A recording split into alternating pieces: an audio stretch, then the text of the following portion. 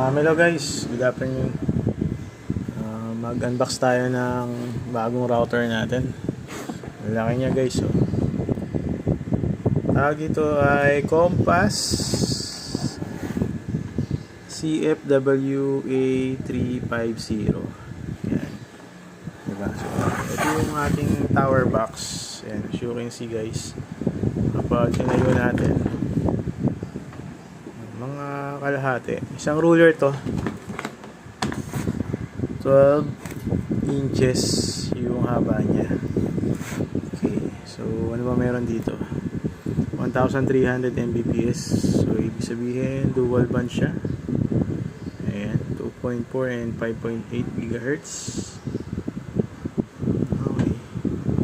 Watch don't chip. Ano ba meron dito? Ito. Ayan. Para sa complete product specification, check nyo na lang to. www.compass.com.cn. Okay, tingnan natin kung ano meron dito. So, paano ito unbox? Unbox natin kasi may nag-order ng customer. Yan. So, pasensya na kayo sa video natin. Wala tayong tripod. Mahirap lang tayo guys.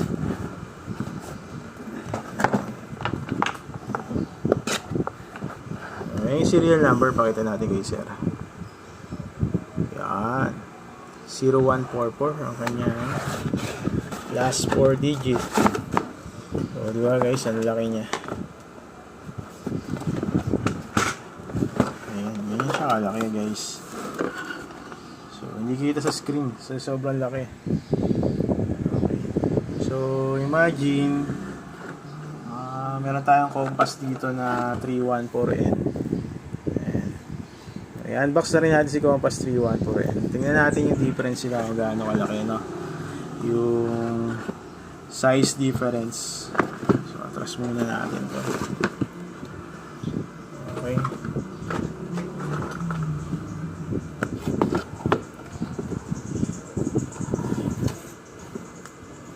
Yung range ng signal niya malayo. Pero wala akong actual video. Meron yung customer ko. Tinest niya. Send ko na lang sa inyo yung link pag kailangan nyo. Okay. So, buksan natin to si Compass 314N. Para lang may idea tayo, no? Kung gaano siya kalaki. Hirap. Ayun. Okay. Ayan guys. Oh, yeah. Sorry. Nahulog yung camera. Ayan. So, ito yung Compass 314N. Imagine. Tapos yung lapad niya, yung taas, mataas pa ng konti, si WA350. Sa lapad niya naman, times 2 yung lapad. So, ibig sabihin, kasi si Compass 314N kasi, itong buong harap na to, yan yung pinaka-antena niya. Directional siya, no? So, this one, itong WA350, ito naman yung pinaka-antena niya, yung harapan na yan. So, I think, malayo talaga yung pwede niya ibato. Especially kung dalawang Compass WA350 ang gagamitin nyo, gagawin yung point-to-point. Possible, malayo, no? Kahit 1 kilometer, kaya siguro ito. Pero syempre, kapag ang magre-receive nitong signal from WA350 ay cellphone, kailangan din natin consider yung antena ng cellphone. Pwedeng kaya niya i-receive, pero baka hindi niya kayang ibalik o i-transmit pabalik yung data. So, yung range niya ay actually nagbabase pa rin sa antena ng mga mobile device natin. Pero kung maganda yung antena ng mobile device, possible, malayo yung range na makukuha. So, yan po yung disclaimer natin dyan. Okay, hindi po sinabi natin na 1 kilometer ay kaya na ng cellphone yan. So, baka maraming nalilito dyan guys. Okay, so kunin na natin to. Ayan. So, ayan sir, as you can see, brand new po yan. Unbox lang natin para matesting natin. Okay. So, sinira na natin yung kanyang plastic. Okay. upload natin sa YouTube to guys, pero wala nang mga video edit, no? Hindi naman tayo for monetization eh. Gusto lang natin makita yung item, ma-share natin sa iba hindi pa nakaka-experience na ganitong router. So yan, napakalaki niya. As you can see, yung kanyang PoE adapter ay 48 volts, 0.32 ampere to 0.5 ampere. So parang 314N lang, and parang Compass EW73 yung kanyang PoE. So okay lang kahit magkapatid silang dalawa. Ayan. Diba, ang laki niya guys. Dito may logo para sa power, para sa wifi, sa LAN, saka sa one port. Okay. So unboxing, buksan natin to, and ayan. So meron siyang dalawang LAN port, no? Isang WAN nandito sa left side, and sa right side naman yung LAN port niya. So possible pwede kang mag daisy chain dito, pwede kang kumuha ng net dito. Okay, then may reset button siya. So ganyan lang yung ilalim niya. Para siyang 314N na malaki size, no? So ngayon, ano pang meron dito? Syempre meron siyang kasamang user manual.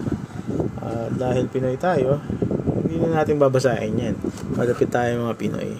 May warranty card rin. Ilagay natin yan. May sticker for serial number and MAC address. Ano pa guys?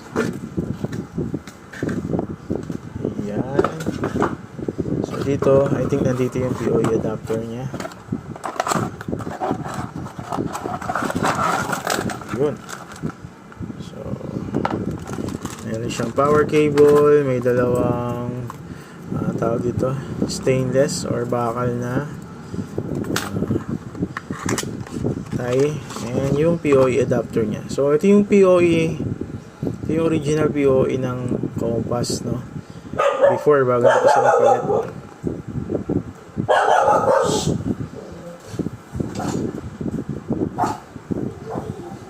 Okay. So pasensya na kayo, may background noise tayo.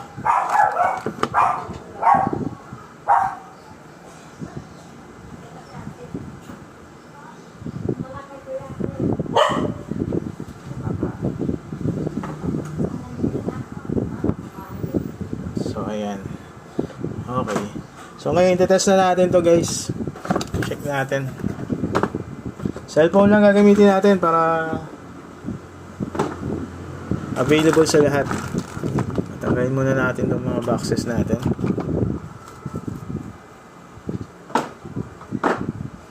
Ayan. Okay. So ganun pa rin. Tulad ng ibang Compass ay mas maganda kung meron kayong tester. Itetest muna natin itong ating PoE adapter. Ayan, pasensya na kayo sa mga asong ingay. Meron tayong recording room. Sa terrace lang tayo guys. Ayan, so nag-power on naman siya. Dami tayo ng tester. Okay, so pasensya na kayo sa video, roll lang to. Ayan. So sa tester na to, hindi pa na natin ito kailangan.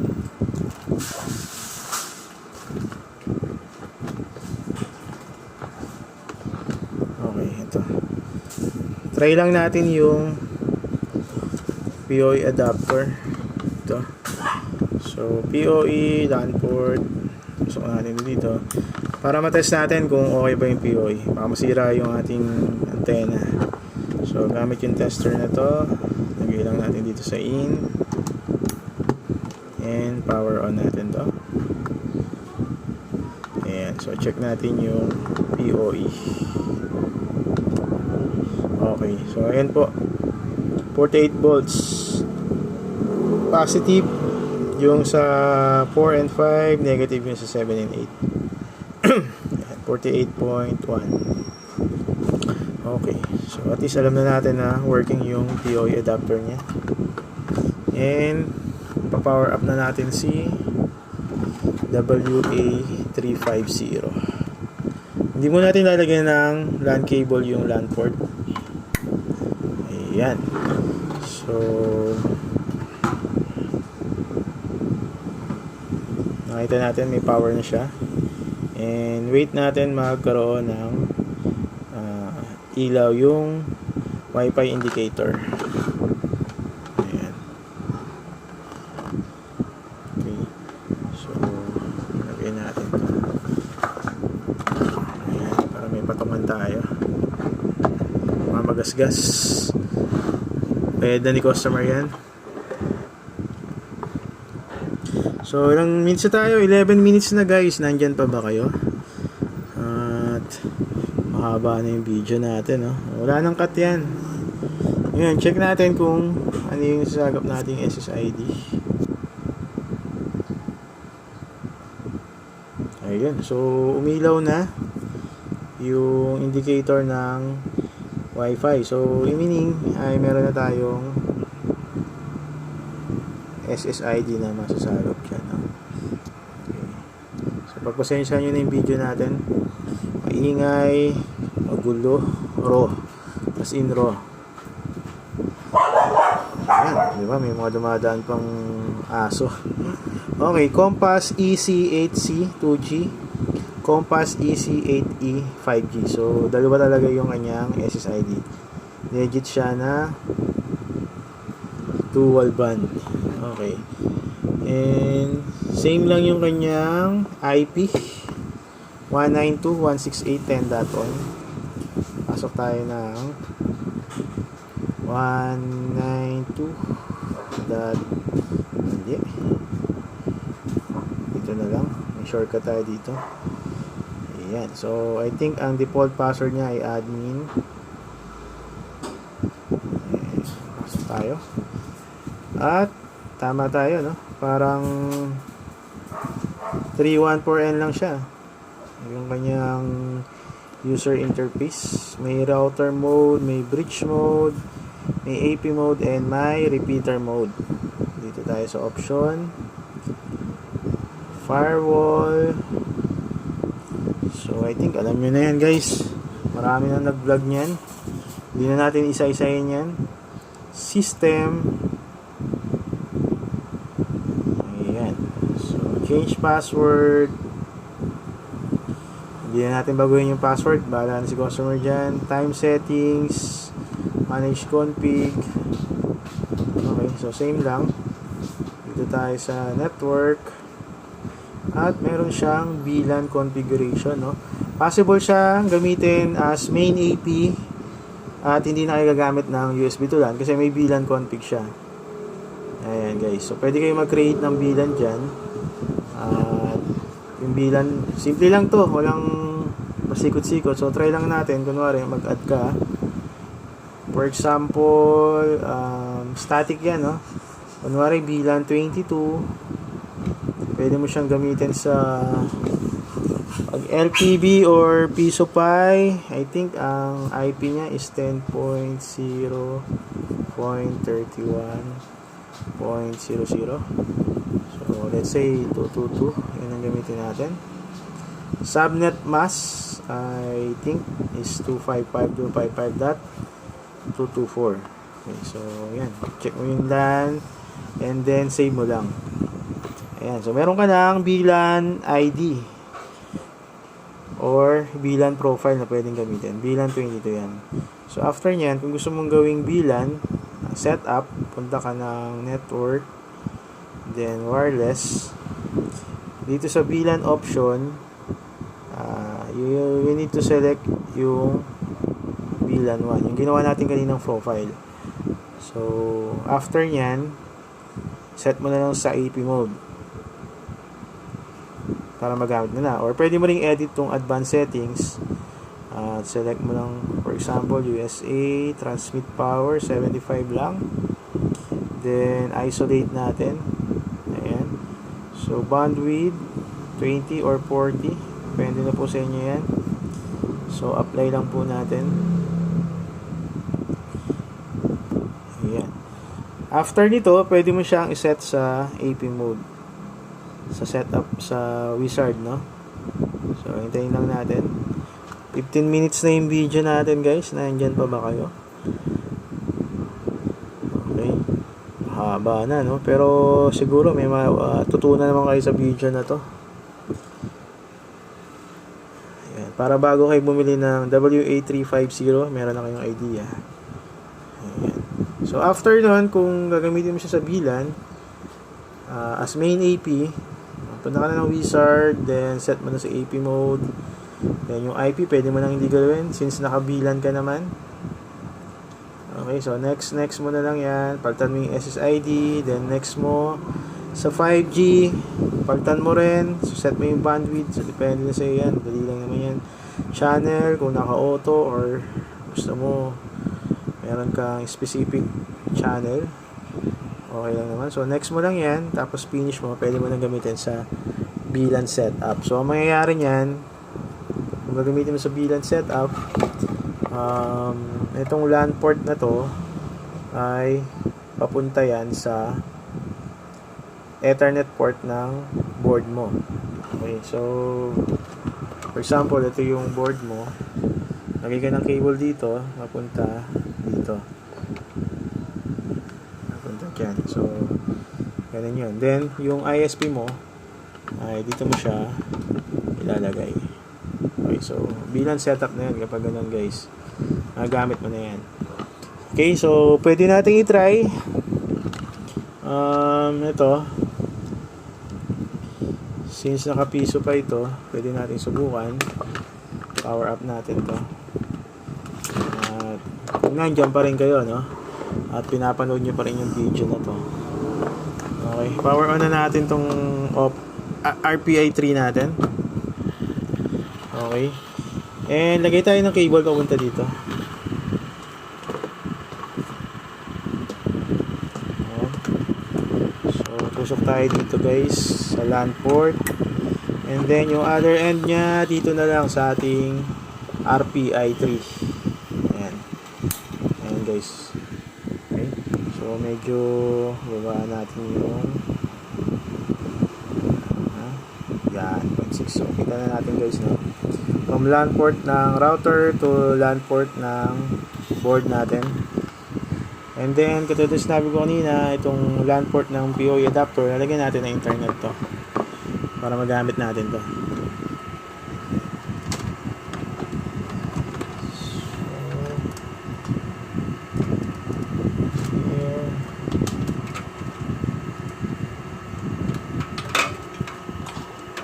Okay. Wala nang cut to, guys. Dire-diretso na yung video natin. Pro video lang, okay na yan. May kailangan ng intro, cut. Okay. So as you can see, wala tayong USB tulad na setup dito, no? Kasi nga, sinetup natin to ng bilan kanina. Okay. Guys, diretso natin yung video, no? Kanina, ang na-setup lang natin ay yung Compass 2G sa bilan, no? Since dual band to, hindi natin na-check yung 5G kung naset ba natin sa bilan. Okay? Itong 2G, nakuha niya na yung IP ng ating Wi-Fi bendo. Ayan, 10.0.0.1. So, papasukin natin yung nilagay nating IP kanina, 10.0.31.222. Ito yung IP na nilagay natin sa ating VLAN configuration. So, yun rin ang gagamitin natin para ma-access ulit natin yung admin ng WA350. Okay, then type natin yung password, admin by default. And then, meron tayong nakalimutan, no? Kaya papasok ulit tayo ng admin ng N5. Check natin yung sa network, then wireless. Kanina, ang sinetup natin, itong 2.4, nakaset siya sa VLAN, at may nakalimutan tayo. So, dapat itong 5.8 wireless ay nakaset din siya sa VLAN. Ayan. By default kasi, nakaset yan dito sa LAN. Ibig sabihin, yung 5.8 mo, ang bibigay ng IP is yung modem, hindi yung bendo. Kaya dapat set rin natin to as VLAN 1. Okay, then apply natin. At susubukan na natin After nito, i-test kung working ba siya sa ating Wi-Fi bendo. Hindi na tayo gagamit na USB to LAN. At mas makatipid tayo since hindi na natin kailangan bumili ng mga branded na USB to LAN. Kasi pag generic, medyo bottleneck doon. So, sayang naman yung speed ng ating router, no? Saka ng ISP kung hindi natin ma-maximize. Okay, so naka-setup na, naka-AP mode na tayo. Balikan lang natin yung setup natin ng router. Recap lang natin, ito yung para sa one port para ma-power up yung router. Ito namang LAN port ay papunta naman dito sa ating RPI sa LAN port. Then maglagay tayo ng ISP ay dito sa PoE adapter LAN port. Ayan. Okay, try na natin. Isopay po yung ginamit natin. Type lang natin yung user portal. Ayan. As you can see guys, napasok natin yung ating user portal without using USB to LAN. So, yan po yung tinatawag na virtual LAN. Okay, so walang USB to LAN sa setup. Direct na po yan. At as you can see, meron tayong connection. Ayan. So, try nating taasan yung speed natin, no? Tingnan natin kung ano yung makukuha nating maximum speed. Sorry. Ayan. Wala tayong tripod. Administrator. Sign in. Hanapin natin si client. Ito. Active. Ito. Naka 5 Mbps lang guys. Try natin i-edit to. Speed natin. So, for example, kasi ang speed ko dito ay below 100, no? Sana kung meron akong mabilis na speed ay... And I don't think so na makakuha rin ng magandang speed yung RPI 3. Okay, so, pwede natin siyang testingin sa O55 para talagang gigabit. So, try lang natin to. Save natin yan. Check natin kung ano yung maximum speed na makukuha natin. Okay. So, dito, naka 150 Mbps na tayo. Since 2G to, matic yan, below 100 yan.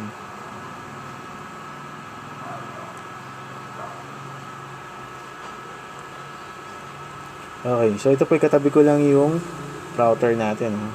Follow siya ng 33 Mbps. Okay. Try natin sa 5G.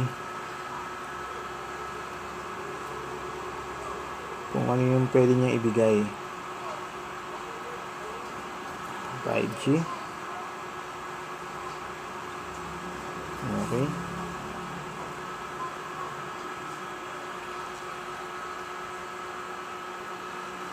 So, ayan. Yan lang po yung speed natin.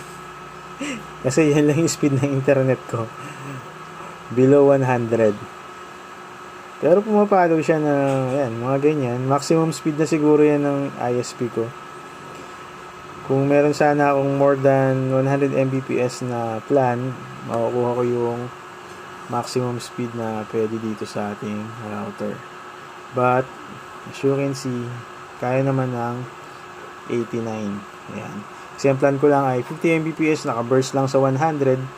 Since may mga gumagamit pa, so yan lang talaga yung pwede natin makukuha. Okay. Pero, legit siya na gigabit, no?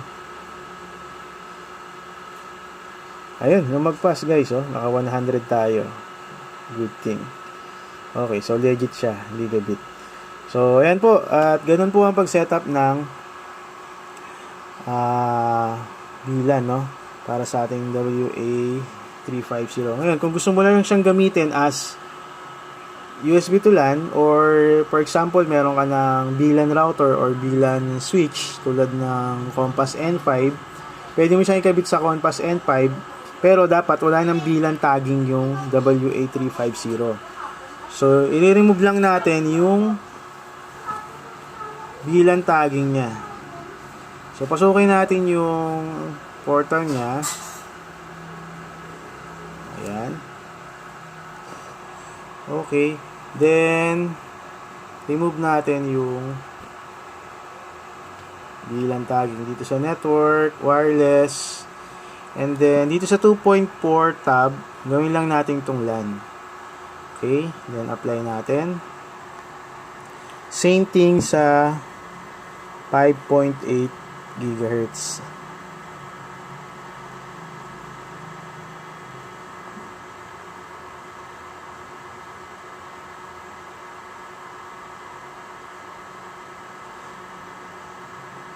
Okay, so ulitin ko po, AP mode, kapag gagamitin natin siya sa USB to LAN, or meron ka ng router na nakabilan or switch na nakabilan, hindi mo na kailangang ibilan si WA350. Set na lang sa AP mode.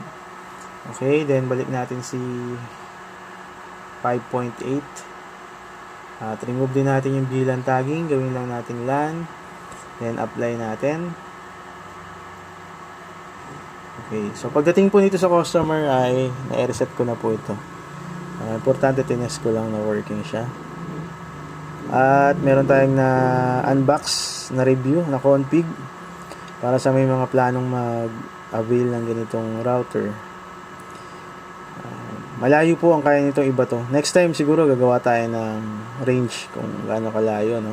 Pero yung customer ko kasi ay meron ng ganitong router at maganda naman daw yung range. Pwede kong ibigay sa inyo yung link.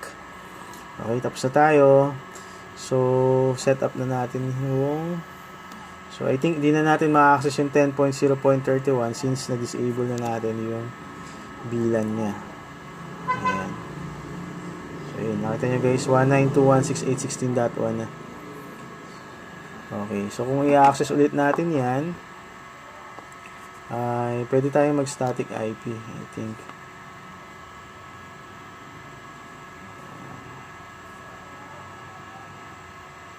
Static IP tayo.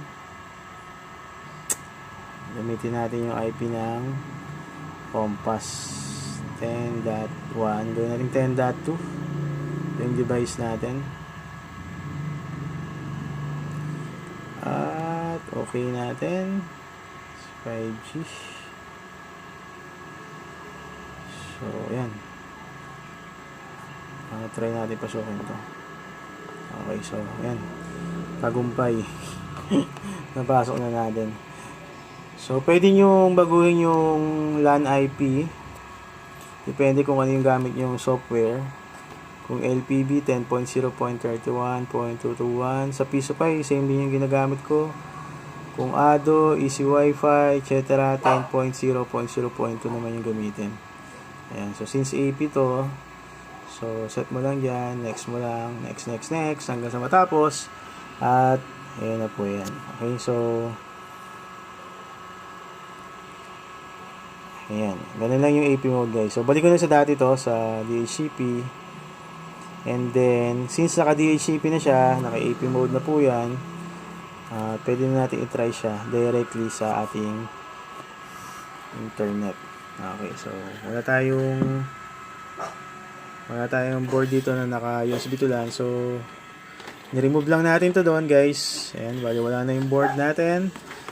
At direct na lang to sa ating ISP. So, may internet na yan, guys. Okay, sa 5G, try natin mag-speed test.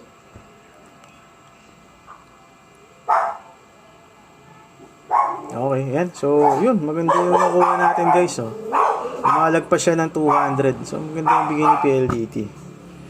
Ayan. Burst lang yan, guys. Kasi 50 Mbps lang yung plan ko.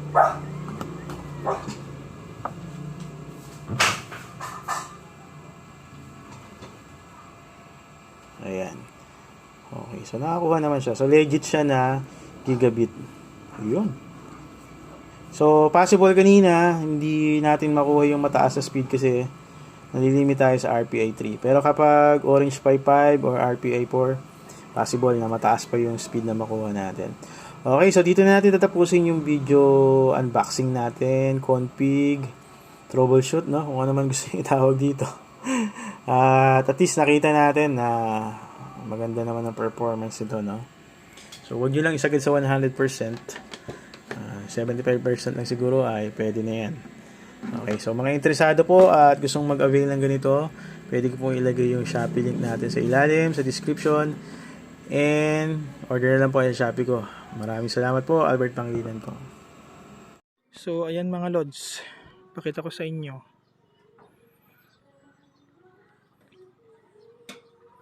Ayan, ito siya oh. Yan oh. Yan oh, full bar. Full bar yan siya oh. Ito oh, yan. Yan yung WA 350. Pakita ko sa inyo yung ano. Uy. Gaano kalayo, yan. Ayan siya oh. Ay.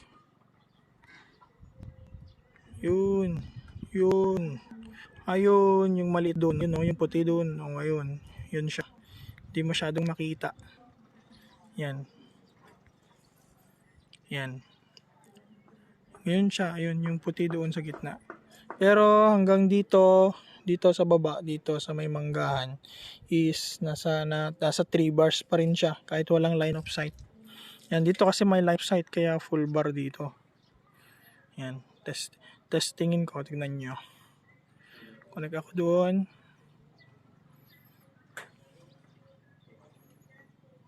Yan, connect ako. Then open tayo ng ano.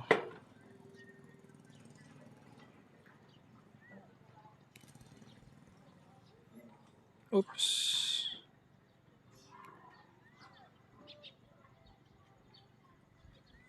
O, ayan siya. O, na-open dito yung captive portal niya. O, see. Maaari ka nang maghulog ng barya. Ang machine na ito ay tumatanggap ng piso,